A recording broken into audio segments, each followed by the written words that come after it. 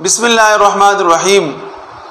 ایک سوال ہمارے سامنے یہ آیا ہے، آپ نے دیکھا کہ شادی کے موقع پر یا منگنی یا کسی اور تقریب میں کلائی کے اوپر لوگ دھاگا باندھتے ہیں پھول نما، جس کو ہندوستان کی زبان میں راکھی کہتے ہیں، اور عربی میں اس کا نام رتیمہ ہے۔ رتیمہ اس کو کہتے ہیں کہ انگلی کے اوپر کسی بات کی یاد دہانی کے لیے یا کسی مقصد کے لیے دھاگے کو لپیٹ دیا جاتا ہے، اور وہ انگلی کے اوپر دھاگا لپیٹا ہوا کلائی تک پہنچا۔ لوگوں نے اس کو اپنا ایک شعار بنا لیا، خوبصورتی اور زینت بنا لیا،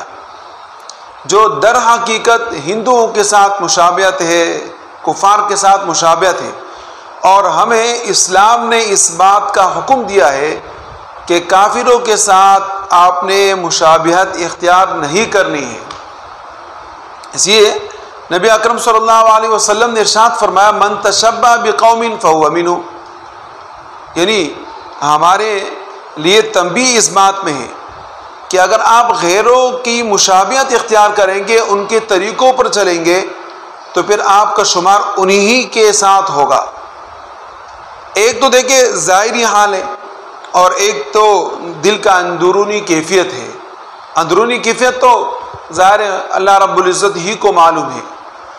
لیکن دنیا میں جو معاملات ہوتے ہیں وہ ظاہر کے اوپر ہوتے ہیں،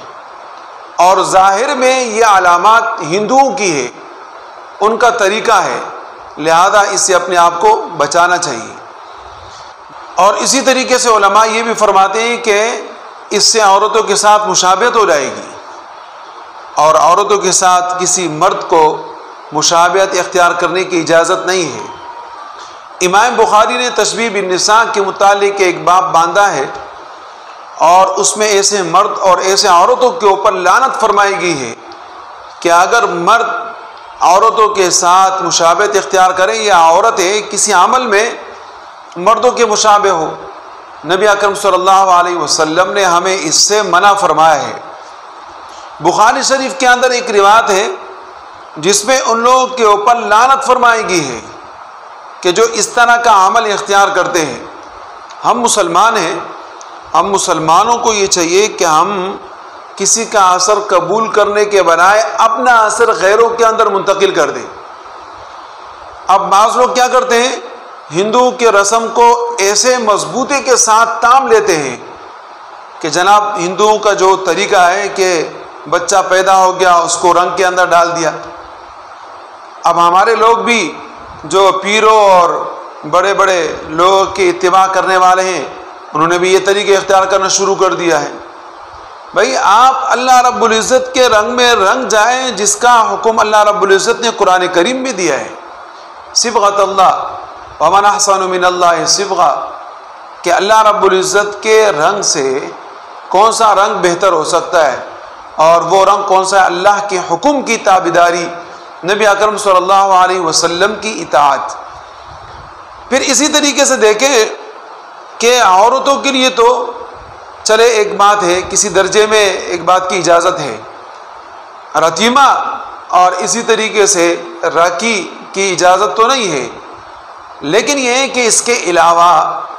مثال کے طور پہ اگر عورتیں چوڑی پہنتی ہے اس کی اجازت ہے،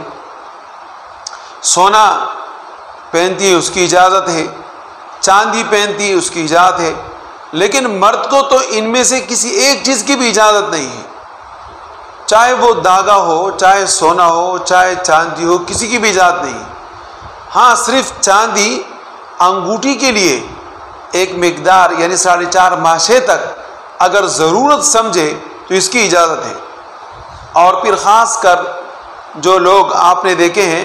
کہ وہ انگوٹھی لیتے ہیں تو اس کے اندر ایک پتھر لگا لیتے ہیں، کہتے ہیں اس کی وجہ سے انسان کا قسمت اچھا ہوتا ہے، بہتر ہوتا ہے۔